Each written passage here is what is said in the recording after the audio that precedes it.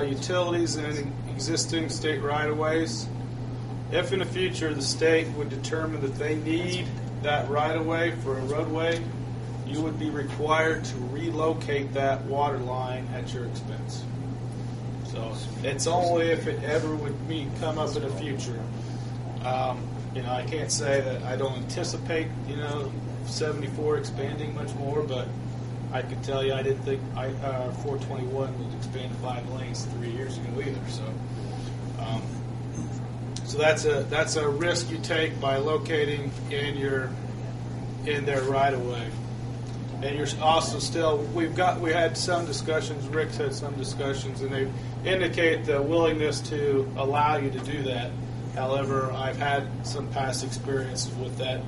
Until you get drawings in front of them, sometimes they have a tendency sometimes to change their mind. So you never know.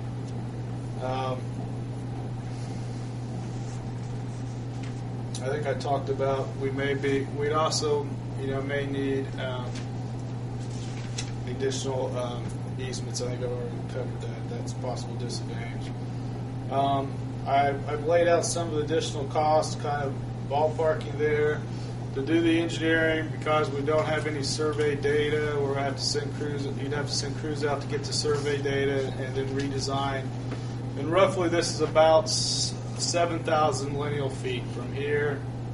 And either route, it only varies by a couple hundred feet, so it's right around 7,300 lineal feet. So you'd have to do engineering that would include, survey, design, permitting, and the traffic control plans I talked about. That has additional costs associated with it.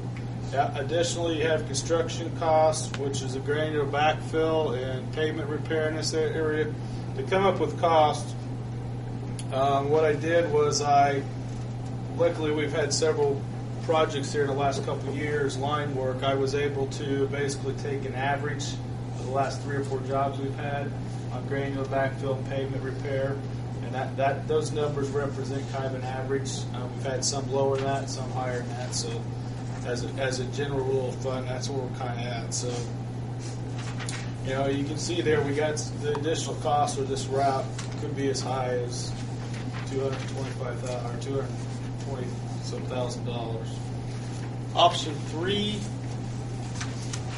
would be to reroute it, and that's represented by the green line here. Basically, we'd be picking it up right here where we normally would be coming across. Instead of coming down this way, we'd come and basically follow the existing I-74 right-of-way on the south side in an easement from the property owners. This would be parallel, and we would be outside the state right-of-way. We looked at running in a state right-of-way on the south side. The right-of-way is a little narrower, and plus there's a lot of grade, so there's a lot of slope involved here that would make it almost impossible or very difficult to construct this water line. If you guys remember back earlier, we had all the rainfall early this summer along 421. They had a washout. That's why I don't like to put water lines on hillsides, because they wash out a tendency. And if you were out there, chance we're out there, basically the only thing holding back some of the earth there was the fiber optic line that was put in several years ago.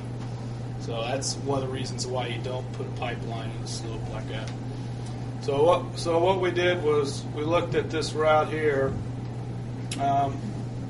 Obviously, some of the advantage of it. This is kind of in earlier discussions, and I'll let Mayor and Rick. They've had more recent discussions with the property owner.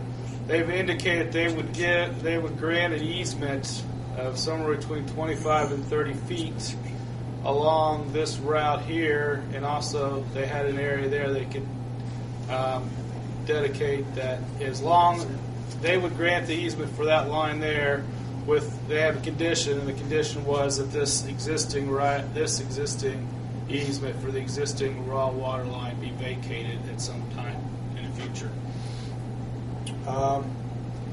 Other advantages: there's no modifications to the NDOT permits because we're avoiding their right of way. There's no future potential cost for relocating that because we're outside that right of way as well. The design engineering, there would be some additional design engineering on this. However, it's less because the developer has given, at least he's given us all this. He has all this area surveyed, so he was willing to give us the survey data, so we would not have to send another survey crew out there to do this work. So there's where your cost savings are. Also, you have some cost savings on engineering because you don't have to come up with a traffic control plan as well.